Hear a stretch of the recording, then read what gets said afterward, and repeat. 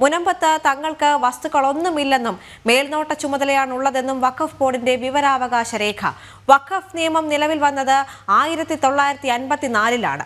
Board വന്നത് 1960-ലും. ഈ സമയത്ത് ബോർഡിന്റെ ഉടമസ്ഥതയിൽ വസ്തുക്കളൊന്നുമില്ലെന്ന് വിവരാവകാശ രേഖ വ്യക്തമാക്കുന്നു.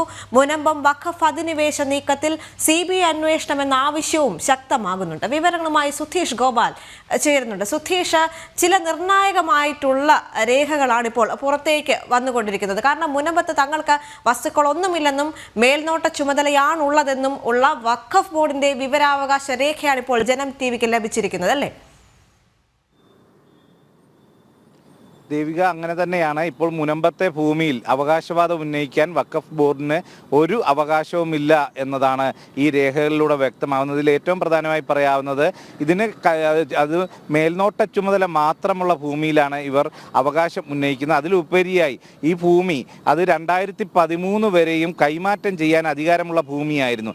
അതിനുശേഷമാണ് കൈമാറ്റം തടഞ്ഞുകൊണ്ടുള്ള ഒരു നിയമം വരുന്നത്. അപ്പോൾ അതിനു മുമ്പ് അഥവാ ഇത് വഖഫ് ഭൂമി ആയിരുന്നെങ്കിൽ പോലും ഫറൂഖ് കോളേജിനെ ഇത് കൈമാറ്റം ചെയ്യാനുള്ള അവകാശവും അധികാരവും ഉണ്ടായിരുന്നു എന്നതാണ് വ്യക്തമാക്കുന്നത്. ആ രീതിയിൽ അതേസമയം തന്നെ ഈ മുനമ്പത്തെ ഭൂമിയുടേതായ ഒരു രേഖകളും വഖഫ് ബോർഡിൻ്റെ പക്കലില്ല, ഫറൂഖ് കോളേജിൻ്റെ പക്കൽ പോലും ഇല്ല എന്നതാണ് ഏറ്റവും എടുത്തു പറയേണ്ട ഒരു കാര്യം. ഈ ഒരു സാഹചര്യത്തിലാണ് അവിടുത്തെ താമസക്കാരുടെ കയ്യിലെല്ലാം തന്നെ അതിൻ്റെ ആധാരമായാലും കൈവശാവകാശ സർട്ടിഫിക്കറ്റ് ആയാലും എല്ലാം നിലനിൽക്കുകയാണ്.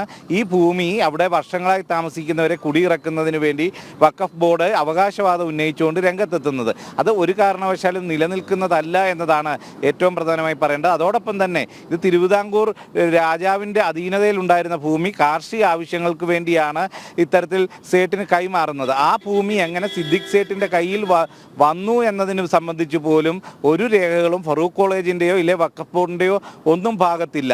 ഈ ഒരു സാഹചര്യത്തിൽ ഈ വഖഫ് അധിനിവേശ ശ്രമങ്ങളെല്ലാം തന്നെ വലിയ അട്ടിമറി ശ്രമമാണ് എന്നതാണ് വ്യക്തമാക്കുന്നത്. ഈ ഒരു സാഹചര്യത്തിൽ തന്നെയാണ് ഇത് സംബന്ധിച്ച് ഈ ഭൂമി കൈക്കലാക്കാൻ വേണ്ടിയുള്ള ബോധപൂർവമുള്ള ശ്രമവും അതിൽ സർക്കാരിൽ ഉൾപ്പെടെ സ്വാധീനം ചെലുത്തിക്കൊണ്ട് നടത്തുന്ന നീക്കങ്ങളും എല്ലാം സംബന്ധിച്ച് CBI അന്വേഷണം ആവശ്യപ്പെട്ടുകൊണ്ടാണ് ഇപ്പോൾ ഒരു വിഭാഗം രംഗത്തെത്തുന്നത്. കാരണം ഇതിൻ്റെ പിന്നിൽ ആസൂത്രിതമായ നീക്കമുണ്ട്. പ്രത്യേകിച്ചും തീരദേശ ഭൂമിയാണ്, അത് ഇന്ത്യയുടെ അതിർത്തി ഭൂമിയാണ്. അതിലുപരിയായി അവിടെ ഇപ്പോൾ വലിയ രീതിയിൽ ടൂറിസം മേഖലയായി കൂടി വികസിച്ച ഒരു ഘട്ടത്തിൽ വലിയ വിലയും ലഭിക്കും. അപ്പോൾ ഈ ഉദ്ദേശങ്ങളെല്ലാം മുന്നിൽ കണ്ടുകൊണ്ടുള്ള വളരെ ആസൂത്രിതമായ നീക്കം, ആ നീക്കത്തിന് പിന്നിൽ എന്താണ്, ഇതിൽ നിയമം വിട്ട് എന്തൊക്കെ ഇടപെടൽ നടന്നതെന്നതടക്കമുള്ള കാര്യങ്ങൾ പരിശോധിക്കുന്നതിന് CBI അന്വേഷണം, ഒരു നിഷ്പക്ഷ ഏജൻസിയുടെ അന്വേഷണം വേണമെന്ന ആവശ്യവും ഇപ്പോൾ ശക്തമാവുകയാണ്. ദേവിക, ശരി. കൊച്ചിയിൽ നിന്ന് തത്സമയം ചേർന്നത് സുധീഷ് ഗോപാലാണ്. ഇടവേളയ്ക്ക് ശേഷം മറ്റു വാർത്തകളിലേക്ക്.